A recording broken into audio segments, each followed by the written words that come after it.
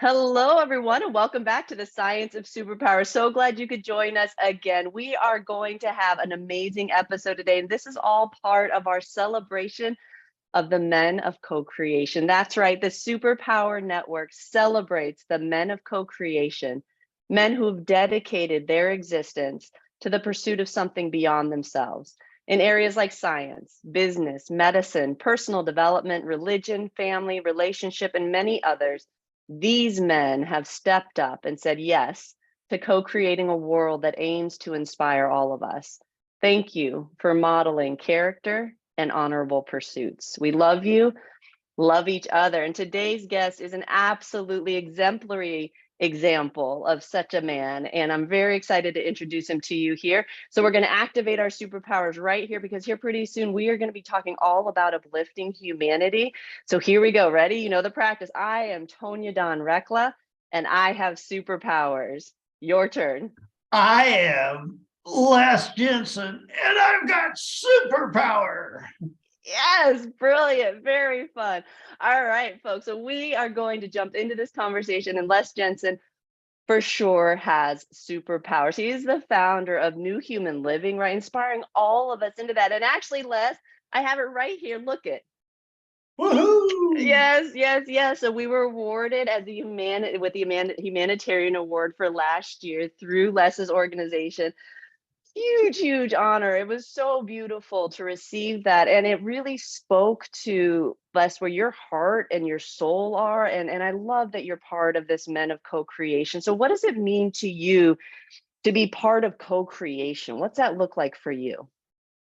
Well, it's perhaps daydreaming. What do we want? I mean, what do we really want? Because we really lucked out, because the normal of 2019's got tossed out the door, and we could make a new improved normal. And to idea that, to vision that, and then to run and embody that. And for me, some core aspects that I see missing perhaps in the masculine archetype of the collective is authenticity, a little happiness, a sense of adventure and courage to blaze new trails, because we're really laying down a new narrative, a new dynamic, if we choose to. And really, that's what the heart of humanity is really calling us to do.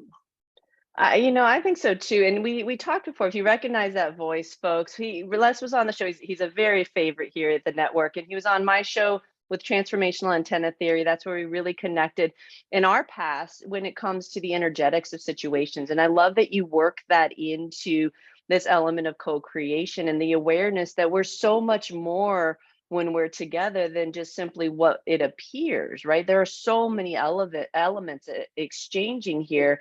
And it bears some attention to that, like you said, like things like happiness, right? Right, we're real big at Superpower Experts on this movement from this perspective of like, I am this way because these things happen, versus I'm choosing to be this way so these things can happen, right? And it shifts everything when we make that move. And so the desire to say, okay, how am I expressing into the world? And I think, Les, that's such a beautiful element of the co-creative process that you emulate, is the awareness of self in the equation, right? Who am I in this creative process? And unless you've really taken responsibility for that within yourself, what prompted you to kind of make that shift? I'm sure it was a series of gradual, or maybe it was a big, huge kind of one day event, but that shift into like, wait, I'm going to start looking at how am I being so as to create these things around me. Was there something that happened for you that sort of shifted that awareness, or was it a gradual growth? How did that come about?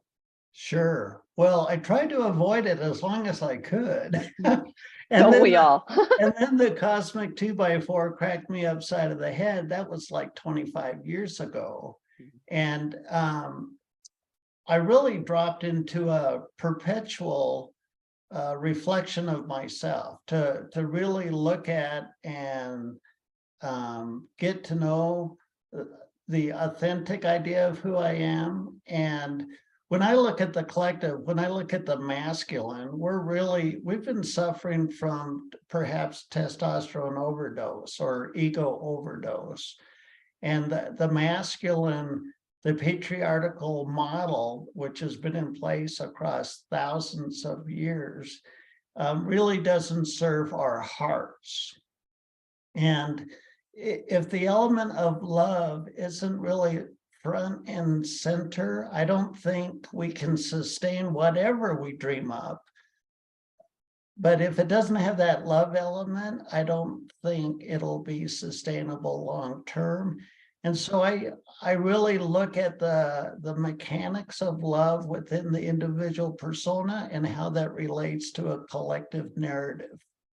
Beautiful, beautiful. And as we talked before, from your history working with electricity and in those spaces, right? We can start to see how it's a challenging conversation for the more traditionally held sort of normative, right? The norm of the traditional industry and stuff like that. Like love just was never really a conversation there. In fact, it was sort of extricated out of it. So we're going to talk a little bit when we come back from the break of like, how do you work this into conversations when profits are on the line or national security, right? Or all of these components that don't seem to mesh well with this concept of love. And yet I think that if we're all honest, we know that things don't really go well unless that component is present. So Right. what are we doing, right? Why are we doing this? So before we dive into that, let's take a quick break. Les, where can we send people to find out more about you? At newhumanliving.com, and to learn more about me, lesjensen.com. Brilliant. And so thanks for listening again to the Science of Superpowers. Stay tuned because Les Jensen and Tonya Dawn Recla uplift humanity here on the Science of Superpowers, and we're going to help you understand how you can do that in your space. So make sure you're getting over to superpowerexperts.com if you want to know what it feels like to have that energetic confidence, to hold that space so you can move through the world and uplift humanity in your spaces. We want you to feel free and confident in doing that. So stay tuned, folks. We're going to be right back after this break. You're not going to want to miss this.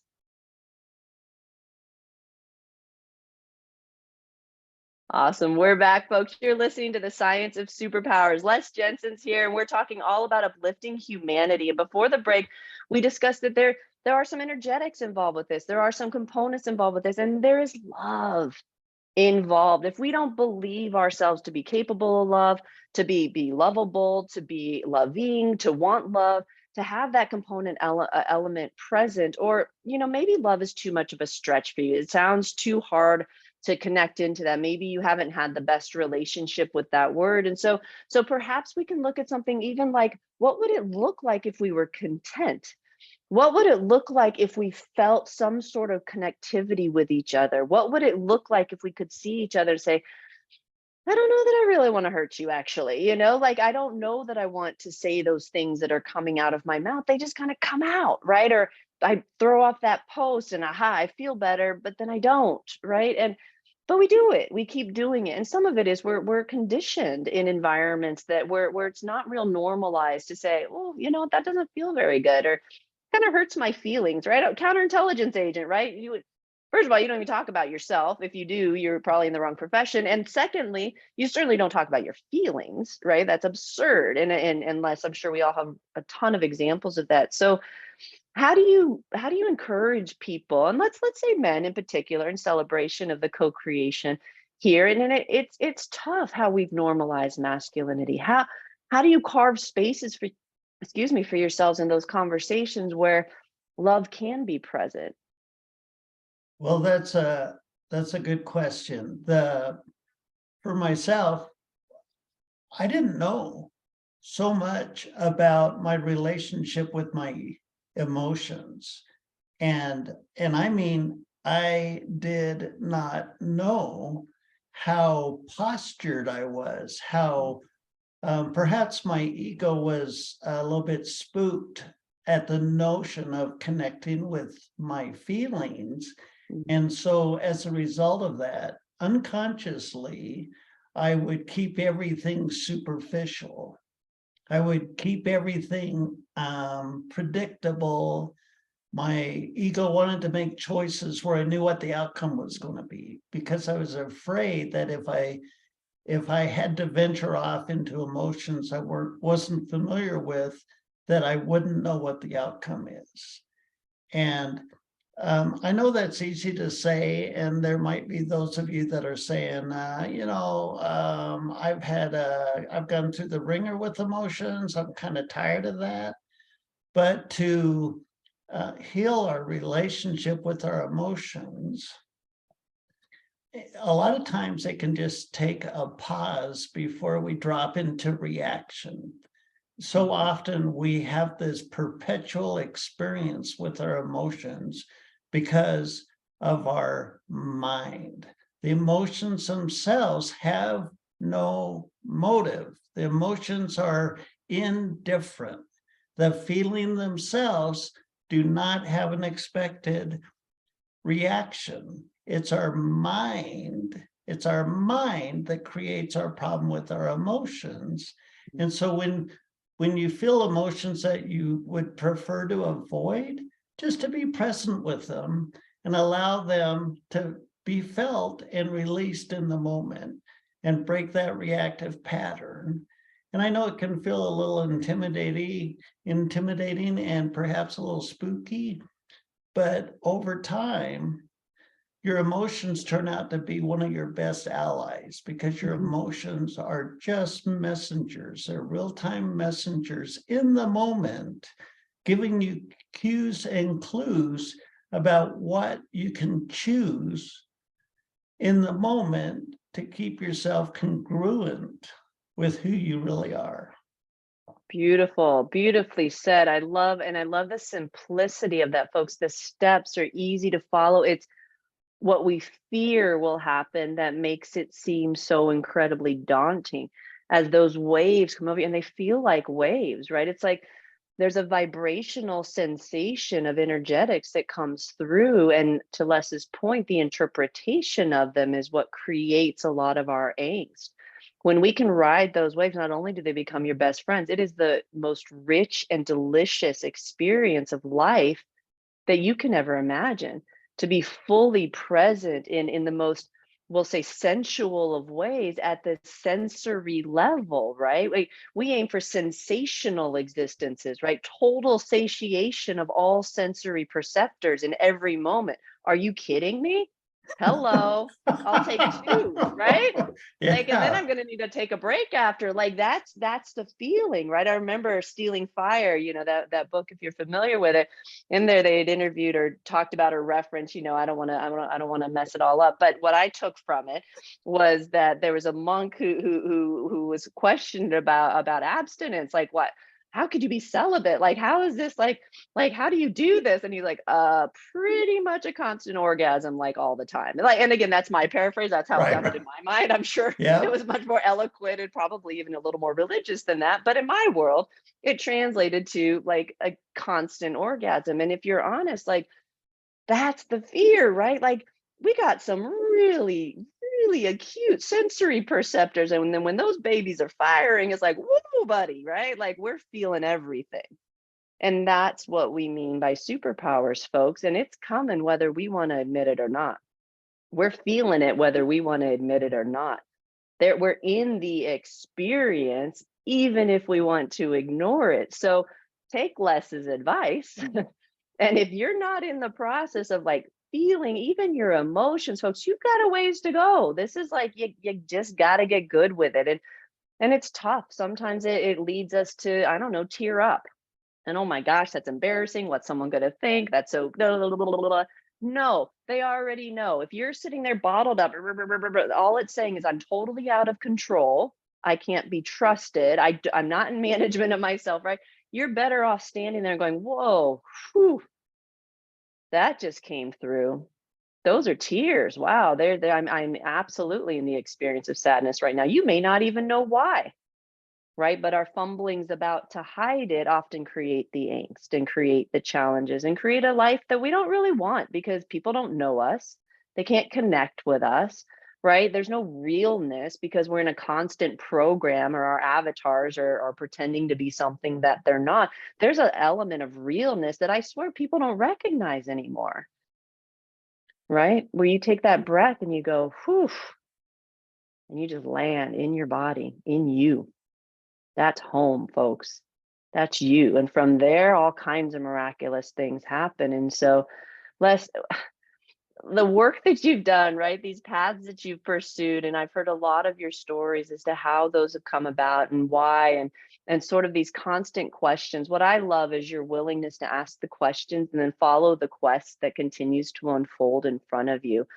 So let's entertain folks and a day in the life of Les Jensen. Like what as you pursue these quests in your mind and these rabbit holes that you go, I like to follow the white rabbit, right, and see where it takes you. What if you could wave your magic wand and tell people like what that experience is like for you as an invitation for them to have it for themselves? How would you do that for them? Wow. It's if you're not afraid to ask the big questions, then you're willing to at least see the big problems.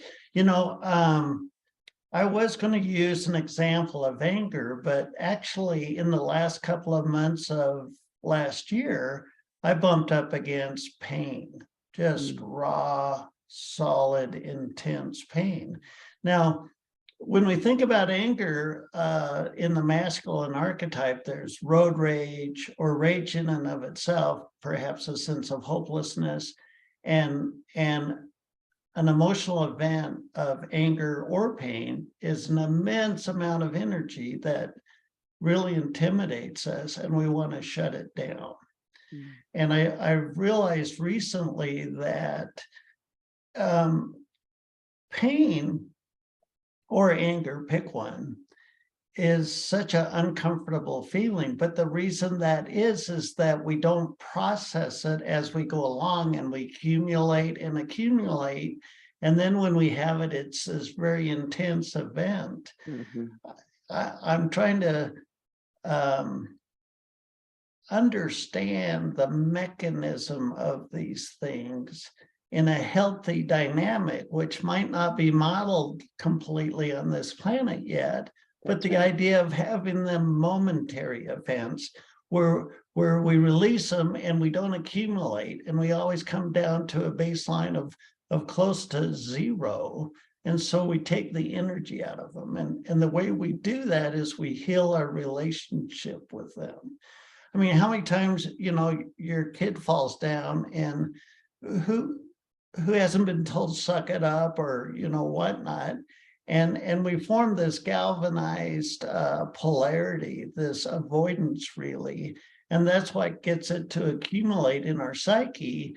And then fast forward a few decades, we have no skill set with it. And every time these emotional events come up, it tips our card over. Well, that's not very, it's not very powerful. It's not very dynamic. But, anger, I know a lot won't agree with me. Anger is a really cool emotion because it's showing you when the anger comes up, it says, here's an incongruency in your life. Here's the problem. And here's this really raw, rich, powerful energy, the anger itself. Here's the problem. Here's the fuel. And so anger in a healthy dynamic is a relatively simple and easy thing to execute in the moment to push through our problems. And it brings with us very powerful energy to institute the change the anger is asking of us. Beautifully said. I love that. And that's, folks, for those things that you've been storing up, this is great advice, right? Most of us are fairly decent in managing our day-to-day existence without exploding, right? It's kind of how you get through life. But there are those things, and through the pandemic, I think those things got real raw for a lot of us, real exposed. And so maybe our tempers are a little shorter than they used to be. Maybe our 0 to 60 is a little bit quicker when we get enraged or upset or whatever the case may be. And so it's becoming challenging, I think, for some folks to learn how to manage that. What Les is talking about is really valuable when you feel that coming forward and those bundled up emotions. Thank you for that lesson. I love, and that's how it works. Like you observe yourself, right? This is happening in me. The harmonizing of your own contradictions, folks, is the game. It's the entire game. We are a mess of contradictions, and we want them all of them, and we don't want to give up any of them. Cool. Don't figure out how to work with all of them, right? You got to make space for all of them then, and you have to be willing to know yourself as all of them. I am both the person getting angry and the one that doesn't like that I get angry. Done. End of story. Got it. I'm both. Get bigger than that. Be both. So, okay, how do I want to manage these energies? Because there's gifts in all of them, right? We've got folks working with the friction, right? Fielding the friction or feeling it and using it in their creative pursuits, right? When these are the precursors to being able to work with that huge, immense energy that Les is talking about, that creative energy as it starts at its pure form. Folks, you get that and you can feel that at your roots, you're riding that puppy all the way up, right? That's a ride and that's a game. And you can do that only when you are practiced in allowing these things to move through your system, to move through those constrictions, to move through all that stuff you've been storing because you haven't been wanting to do it before now. The longer you wait, the more painful the process. The life review is terrifying because we wait so long. We wait till we're dead. Do it now. It's much easier, okay? So follow Les's advice. Feel your feels, folks. We all got them in there. Let's give folks a last minute little tidbit here on okay, so we've been all about the emotions day. This is how we are uplifting humanity. What can people do with that energy that's positive? What can we do instead of just resisting it? What can we give them that they can use that energy for? What would you recommend? Let's try the idea of joy and excitement. Think about what you want and what would get you excited about your future? What would feel joyful to you? If you want to end up enjoying your life, practice experiencing joy today. To think about the idea of your future that would get you excited and can bring you a sense of excitement and joy. To spend time doing that today will put you in fine practice to feeling joy tomorrow. And if you keep that up, you just might end up enjoying your life. Brilliant. And that's not to say the feels aren't real, folks. The investment is, though, also, right? The investment is also. And so do that as well. Les, I can't thank you enough for coming back on the show. Especially for your work on behalf of all of humanity, your work at standing up as a man of co-creation who's willing to see beyond himself and into a bigger vision that includes spaces for all of us. Les, we really thank you for being you and having the courage to follow your questions and to encourage others to do the same. Thank you for having me. It's been fun. Oh, well, it's always been fun here at the Science is Superpowers. Les, go check out Les's work. We've got links on the episode page, and make sure you're getting over to superpowerexperts.com to find out how you can work with some of these energetics in exciting ways so you can enjoy your life. Les Jensen has been here today, and we've been talking about uplifting humanity. Thank you, folks, for joining us. Until next time, we love you. Love each other. Goodbye for now.